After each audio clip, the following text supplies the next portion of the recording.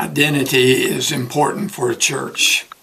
When introducing your church to a non-church goer, it's important to make the introduction ASAP, as short as possible, yet clearly descriptive.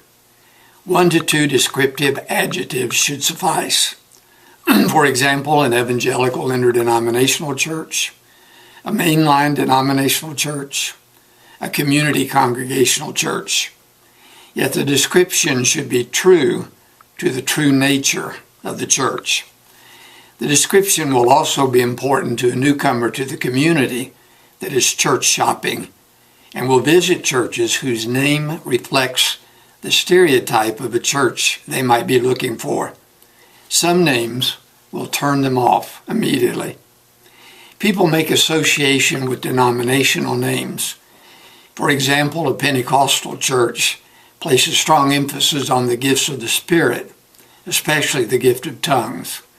A Southern Baptist church, for the most part, will regularly give the message of the gospel and give an invitation for sinners to repent and find salvation. A congregational church is one that is governed by the congregation, and virtually little happens apart from the vote of the congregation.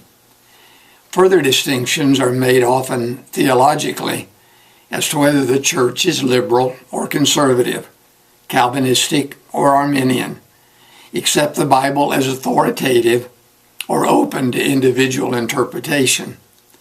Increasingly, churches today are using brief, sometimes one adjective, generic names, which seldom have any chance of turning someone off.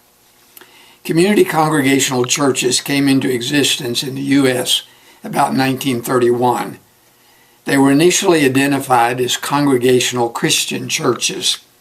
In the late 1950s, most of its churches joined the Evangelical and Reformed Church in a merger to become the United Church of Christ.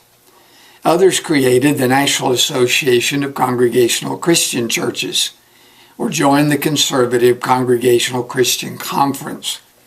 Initial churches practiced congregational church government. Many of the churches maintained their local church autonomy, which to many churchgoers is a plus. Many are turned off by churches that are influenced by a hierarchical structure, which essentially controls local congregations from the top. Some churches left the conference for that reason, but continued to use the name.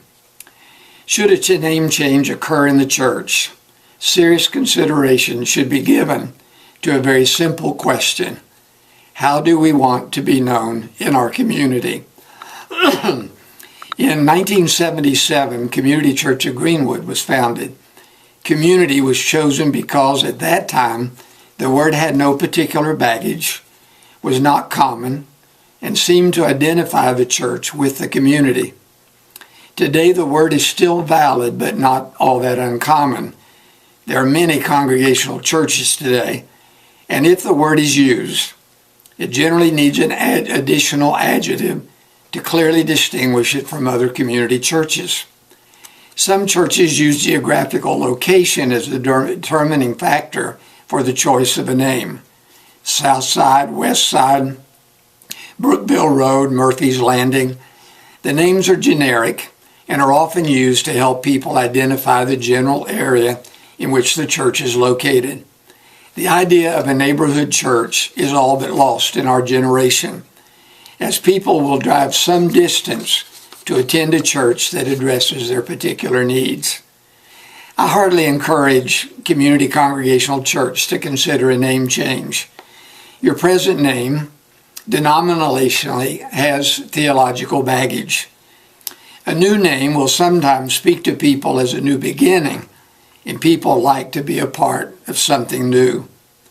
In the end, it isn't a label over the door, but what goes on inside that really counts.